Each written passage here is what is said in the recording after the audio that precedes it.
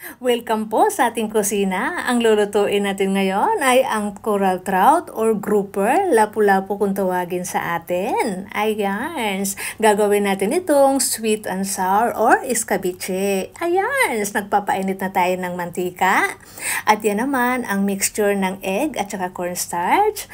At ito naman yung dalawang nating trout. Ayan. Tara, umpisa na natin ang pagprito. Gagamitin na natin ang ating mixture na egg at cornstarch. Bakit nga ba tayo gumagamit ng egg at cornstarch dito? Upang maiwasan ang pagdikit nito sa kawali. At dahil espesyal ang ating isda, papayag ba kayo na masisira ang itsura nito? At ngayon, gagawin naman natin ang ating sweet and sour sauce. Basic lang po ito, Filipino style.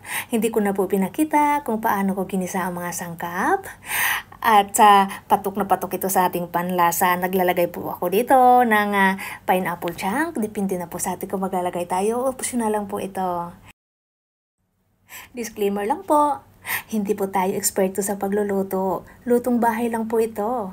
Kung nagustuhan niyo ang ating video, paki-like, comment, and share. Maraming salamat!